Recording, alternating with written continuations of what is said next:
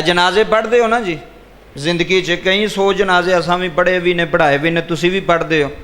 ज़रा गल तवज्जो ना सुनियो सारे। जो इमाम साहब जनाजा पढ़ान लगते हैं तो इमाम साहब के कन में ना कोई बंदा आके ना वो एक गल करता है, वो जोड़ा बंदा होंदा वो घर वाला होंदा है, पिछे वारस होंदे ने, वो कहते हैं इमाम साहब ऐलान कर दिओ जनाजे तो पहला। केड़ा ऐलान करना जी?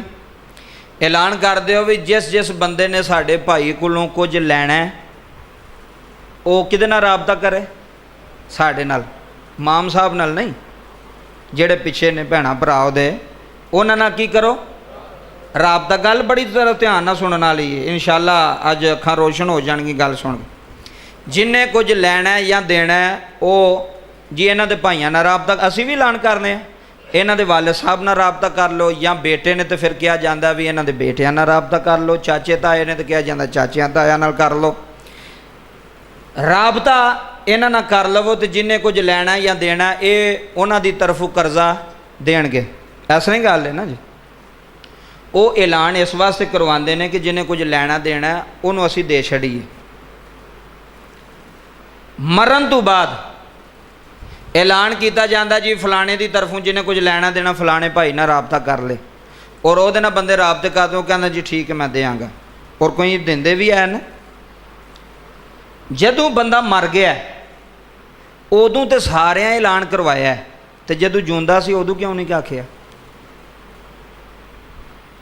एक मिनट ज़रा गौर करना है।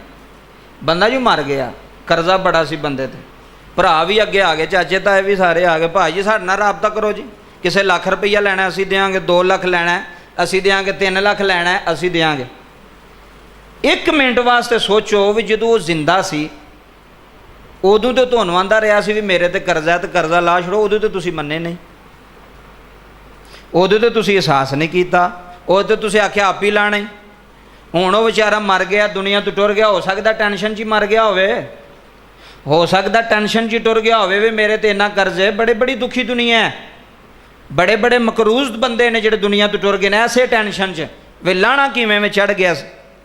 उदों किसे नहीं आख्या वे भाई जी साडे भाई दा किंदे किते पैसे देने, 2 लाख देने या साड़ी जेब च फड़ भाई दे अपना कर्जा, तू अपना ज़हन फ्रैश रख, तू अपने ते बोझ ना बना। वो मरण तो बाद ऐलान करवाते हैं सारे। मरण तो बाद भरा भी बन जान, चाचे भी आते हैं, भरा भी आते, प्यो भी आता, पुत्र भी आते, असीं देंगे जी, तो जिंदियां किन्ने देना सी? और मैं क्या हो सकता जिंदियां देंदे तो यदी जिंदगी वध जाती, लेकिन जिंदियां दे कर्ज कोई नहीं जे देंदा, मोयां तो उत्थे ऐलान करवा छड़दे ने जनाजियां ते। यह बड़ी वड्डी गल है सोचने वाले बंदे वास्ते। मैं कहना उत्थे मैं तो अगों नीयत की है, मैं जो अगों जनाजे में भी ये गल करनी इंशाअल्लाह, जिथे भी कोई तौफीक मिली पढ़ाने की तो ये करनी उत्थे गल भी मोयां दी ऐलान करवाते हो अपने में असीं देंगे, तो जिंदियां क्यों नहीं सो तुसीं नेड़े लगे? जिंदियां तुहानूं नहीं सी पता इन्हें किते किते देने ने, तो उन्हें दसिया भी सी तुहानूं, ते तुहानूं फिर भी वो हया नहीं आई, शर्म नहीं आई। हुण पता क्यों ऐलान करवाते पे ने? हुण अपना नक बचाने वास्ते, इज्जत बचाने वास्ते। मोयां दा एहसास नहीं करीदा, एहसास जिंदियां दा हुंदा है। मैयत दा एहसास की करना पे? जिन्नी देर तो जिंदा उन्नी देर एहसास कर यार। जिंदियां बंदे हैं जी मर जाते हैं, भुखे मर जाते हैं, बाद उन्होंने दसवें के खत्म के 20-20 देगां चौधरी साहब पे मंगवा के वंडते हैं। जदों माड़ा भरा मर गया फिर फ्रूट आ रहा मस्जिद च जी, ए खत्म वास्ते जी, देगां आ रही बिरयानी दियां, लंगर पे पकदा। उहदे मरण तो बाद जिंदियां किसी उहदे बच्चे नूं भी नहीं पुछया, जिंदियां किसी उहदे कर्जे नूं भी पुछया भी तेनों परेशानी केड़ी है, पुछदा जो कोई सच्ची दसे होवे? कोई नहीं पुछदा। हर बंदा अपनी जिंदगी च मस्त, वो कहंदा मैं ठीक रहां मेरे बच्चे ठीक रहन, बस इन्नी क जिंदगी है उहदी। मैं रवां ठीक तो मेरे बच्चे ठीक रहन, दूसरे भैणां भरा रिश्तेदार हो जिथे मर्जी पे डिगण, सानू की लगे किसी नाल। जिंदियां कदर करनी चाहिए, मोयां दी नहीं कदर करनी। उदों ऐलान करवाते पे, जेड़ा बंदा जिंदा उन्होंने पुछ भी तेरे बच्चों रोटी खाधी? कोई नहीं। कपड़े लियाते नहीं? कोई नहीं। जुत्ती लियाती आ कि कोई नहीं? जिंदियां दी कदर, मोयां दी नहीं। अगली बात सुनो, इत्थे निज़ाम कुछ होर बन गया जी। वो कोई फकीर सी ना जी, वो कि चौधरी के घर गया, उन्हें आख्या चौधरी जी जे मैं तुहाडे घर मर जावां तो तुसी मेरे नाल की सलूक करोगे? ਇਹ ਗੱਲ ਸੁਣਿਓ ਧਿਆਨ ਨਾਲ। ਜੇ ਮੈਂ ਤੁਹਾਡੇ ਘਰ ਫਕੀਰ ਬੰਦਾ ਮਾੜਾ ਬੰਦਾ ਚੌਧਰੀ ਨੂੰ ਪੁੱਛਦਾ ਵੀ ਮੈਂ ਤੇਰੇ ਘਰ ਮਰ ਗਿਆ ਤੇ ਤੁਸੀਂ ਮੇਰੇ ਨਾਲ ਕੀ ਸਲੂਕ ਕਰੋਗੇ?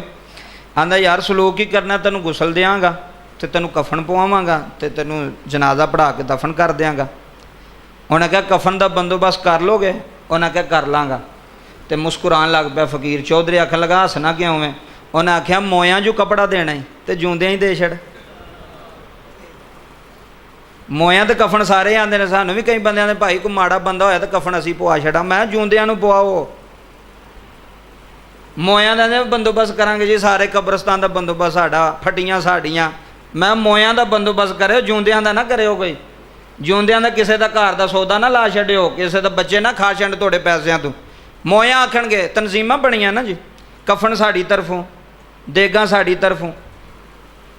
ਮੈਂ ਤਾਂ ਉਹਨਾਂ ਤਨਜ਼ੀਮਾਂ ਨੂੰ ਵੀ ਆਣਾ। ਅਗਲੇ ਦਿਨ ਇੱਕ ਬੰਦੇ ਕਿਹਾ ਮੈਂ ਭਾਈ ਕਿਸੇ ਜਿਉਂਦੇ ਨੂੰ ਭਾਈ ਕੱਪੜੇ ਲੈ ਕੇ ਦਿਓ, ਮਰਨਾ ਤਾਂ ਪਤਾ ਨਹੀਂ ਕਿਸੇ ਨੇ ਹੈ ਕਿ ਨਹੀਂ, ਕਦੋਂ ਮਰਨਾ। ਤੁਸੀਂ ਮੋਇਆਂ ਤੇ ਆਂਦੇ ਪਏ ਕਫਨ ਪਵਾਂਗੇ ਉਹਨੂੰ, ਜਿਉਂਦਿਆਂ ਕਿਸੇ ਨੂੰ ਲੈ ਕੇ ਦਿਓ।